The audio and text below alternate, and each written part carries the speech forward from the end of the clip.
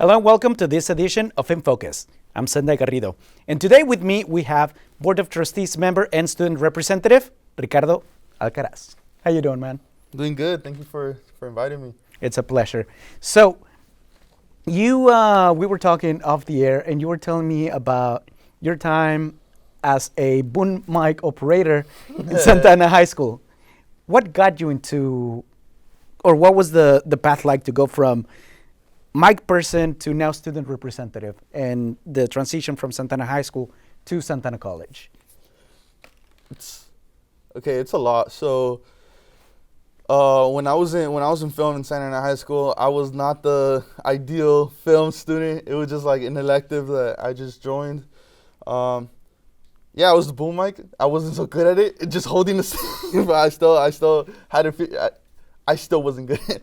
But besides that, that was my first experience of like, okay, this is something new. It's okay to try new things, right? So I just want to like relay that to like where I am right now and where I want to go in the future. So from Santa Ana High School, I always knew that I wanted to get into business. So it was a no-brainer. Say if I did end up in college, what major I was going to be. I still didn't know the emphasis in. But I always knew I wanted to get into business. I love talking to people. I love closing deals. I like making things happen, right? And I'm also a person that like, if they tell me no, I find a way to get the yes, ethically. Yeah. Of course. It has to be ethical. Yeah. So it's like how can I get that yes, but with that yes, how can it benefit others, not just me? Because growing up, I was a whole different person. I was a whole different kid, a whole different child. It was like a lot of insecurities, a lot of still not knowing like what I want to do in the future, still not knowing like I wasn't that person that had friends. None of that. So how we were talking too, like video games. Like my whole childhood I played video games, stayed at home, video games. I wasn't even close to like saying my cousins because where we live. All my cousins used to live together, but they all left. My uncles bought houses and all that, but we're the only ones that stayed there, right? So yeah, born and raised in Santa Ana. I love this city.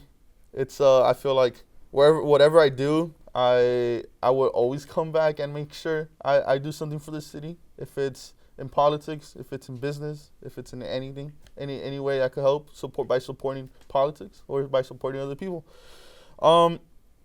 Now going back to the business side, I grew up. Okay, so this is not to sound like bad or all that, right? But my way for me to go out and play was to read books. That is a beautiful thing to do. Yes. But as a kid, I didn't like it. And this is a big thing that I always say, like in my essays, or like when you say like, how did you choose your major or how did you choose your career path? So like the books that my dad would make me read were like Think and Grow Rich or Rich Dad Poor Dad, like those business books. And it was more of a like I don't like this, like I want to go out, I want to go play. But he's like, no, you need to learn this. Like, you don't want to end up like me, I'm not saying he's a plumber. He does great. He's great. But yeah, like what he meant, like getting like those jobs, like trade jobs, like, like work with your mind, not with your hands. I love doing both. But yeah, so that's why like I swayed more into like the business side. He always pushed me into like saying if I went to Mexico. I remember my first like business initiative was like going to Mexico, buying marbles, bringing them back to school and selling them at school. Canicas. Yeah. Oh wow. Yeah. That so that was like my amazing. first taste of like business, right? I was a little kid. I was so happy making $20 on my own, right? And as a little kid in middle school, I was like, oh damn, like like I did it on my own, like and it was also like okay. I'm liking this. I'm liking to be like the reason why I get money and not depending on others to give me money. So with that being said, so there's a lot of sense of independence that you had to develop throughout the process of growing up. And when you grew up and you came to Santa Ana College, you became a member of the Board of Trustees. And your leadership and you're part of the leadership and the decisions that you take in the board meetings have an effect at SAC, like Shirla coming back. you were sitting down when all those letters were being read by other members from students that can't go to the meetings or they feel fearful. What was it like to be on that other side of the microphone? It was more of a relief that I don't need to depend on someone to make a decision that also affects my community. That I'm able to do something that we're all on the same page regarding my community. Because I also work at the Undocu Scholar Center, so this was more of a personal type issue. That like, okay, now it's my turn to say if there's any oppositions. It's my turn to defend and debate. Right?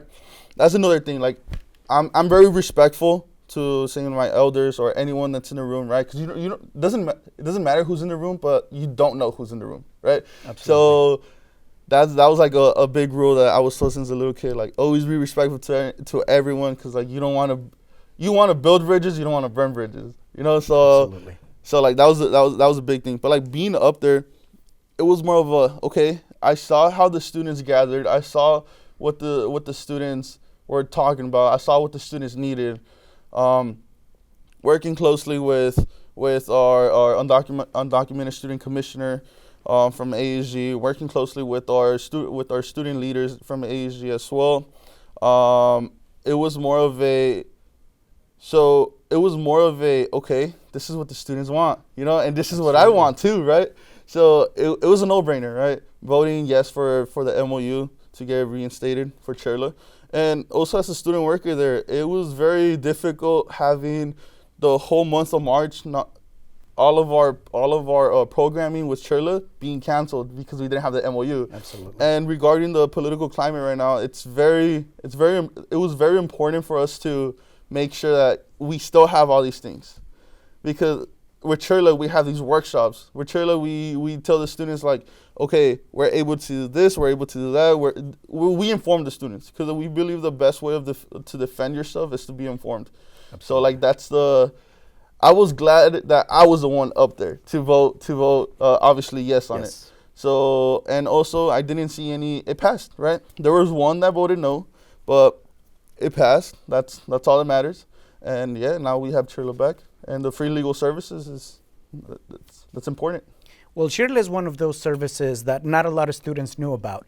And the Undocu Scholar Center, which is on its second year of operation, is also another service that not a lot of students know about. You founded a brand new thing at Santana College that has to do with businesses. Tell us a little bit about that. Okay. So a professor and I, Craig Ursay, we founded IVN, Innovations Ventures Network. It's the first and only business group in Santa Ana College. And we like saying that because, like, okay, if it's the first one, what are you guys doing, right? Like, or like there's literally no limitations to, like, what we could do. Obviously, we've been building it to, like, be something even better, even bigger than just us, right? Because, like, I see myself leaving, but also hopefully making IVN into something that I could take with me anywhere I go. And just a little bit more information about IVN. We're all about hands-on. You know how like you guys are about hands-on here. You know, I the best way for me to learn is to actually do it. I'm not the best learner in like reading books or seeing other people do it. I need to do it. So I also applied that to that project IVN. It was more of a okay, how can I get the experience that I need and that all these students need, right? Because yeah, it's a business-oriented group, but it's not just for business students. It's for everyone. Because business is everyone. This is business. Talking to people, you know, Absolutely. Trying to see like what like how we're saying like how can I help you guys? How can I do all these things, right? That's part of business, you know, communicating all these things, right? And that's what I love, right? And there's a lot of people that love that too, but a lot of people won't take the initiative to start something. So I was like, okay, I will start it, and I'm getting the support, right? And this was before I was student trustee, so there's no leverage, there's nothing like that. We started out of nothing. There is no other group that we could mirror off. It was more of a trial and error. It was a lot of, okay, this is our first gathering, no students are joining, but not to the point where like we just came back from Cleveland, Ohio, from a case study competition, and that we competed against not community colleges. We competed against Penn State, UMass, Wow. University of Big names. Missouri, Ohio State. Like we competed against like these big schools. But that competition, it's more of a not IVN initiative. It's more of a global entrepreneurship department. But what I'm saying is like, you join IVN, you get these experiences, you get the exposure to do these things, right? Because it's filled with students that know what's going on, and how we were saying earlier that like there's a lot of things that students don't know what's going on campus, right? A lot of resources, they don't know what's saying like what events are going on, what things are going on, So in IVN, we want to fill in those gaps because like IVN is ran by operations, finance, and marketing. And we believe that those three are the main factors of business to make something happen. People need to know what's going on. Operations, people need to do it. And finance, we need to be able to pay for it. So like those things, right? But now a big initiative, or like how we're saying that like we want to show people, the students, that there's a scholarship. There's a scholarship competition every year, right? A lot of students don't know about it. You could get up to like 5,000, 8,000, even more, right? There's a recurring scholarship, and also there's a transferring scholarship. You get more if you transfer. So what I'm trying to say is like there's a lot of things. Yeah. And speaking of things that not every student knows about at SAC, I was talking about earlier how Undocumented Scholars has been at SAC for 2 years. Shirla came and went, and now it's back. How did you get involved with Undocumented Scholars? What was that process like? And now that you're leaving SAC and you're transferring, what is the future holding for students who don't know of any of these resources, and what's the best way that you can think of getting information to them? Okay, so I like to start with like since the beginning. I'm a Puente student. Do you know what Puente is? I do not know what Puente is, and the reason why. So Puente is a student. Puente. Yeah, Okay. Puente is a transfer success program, and it's a cohort. So, but in Puente, it's a small group of students, but we do a lot of campus tours. We do a lot of events. It's all that, right? It's a counseling class with an English class. But like that group of students stay together for a whole year. And that's how I got exposed to saying SSTI, which was staying at UCI for 10 days doing a earth science class. That's how I got exposed to the northern trip, where I got when I went up north to see all the UCs. That was like the big stepping stone of like, okay, there's more to just going to school. Like I could actually travel for free. I could do this and that, right? Okay, so after SSTI, I got recruited to join ASG. I was the undocumented student commissioner from the executive board, the executive branch.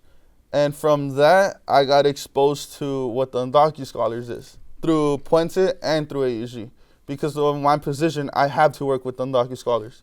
And also through Puente, the counselor Ann Lockhart was a professor of Rodrigo Ramirez, the coordinator for Undocumented Scholars. So when they needed student workers, I went to go apply. I didn't get it. I didn't get it.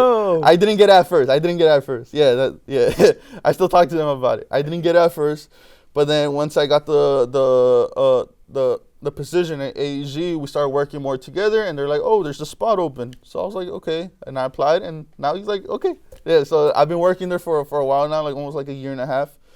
And that's how I got into that space, right? And how I said it's more of a saying, even though I'm not undocumented, I feel like I need to protect my community, right? No matter anything, like who you are, I need to be able to do what they can't do. And I'm saying they can't do it. Obviously they can, right? But I want to make sure they feel safe at school, in the community, and that they get the same resources that everyone does, right? Because growing up, seeing friends that feel like they can't go to school because they don't get FAFSA, or that they can't go to school because this and that, right? Because they're undocumented, or they don't even know if they're undocumented, but like they're impacted by the system. So that's how I got into the Undocumented Scholars Center. And from that, it's been a lot of initiatives. We brought back the Ideas Club, which was a big reason why there's a center there. And now that club is being ran by other students. So that's a big plus. And now saying with okay, and now saying like with the Undocumented Scholars, now that's where we met. Exactly, Yeah. exactly. And for that, I thank you. All the initiatives that you've taken, they don't benefit you specifically. They benefit the community of SAC students and the community of Santa Ana. For that, I want to thank you. Once again, it's been a pleasure having you, and I hope this is not the last time. And I cannot wait to see what the future holds for you. Thank you. Thank you. And this is it for this edition of In Focus. My name's Zendy Garrido, and please go ahead and check us out on every single one of your social media platforms. Until next time, take care of yourselves and each other.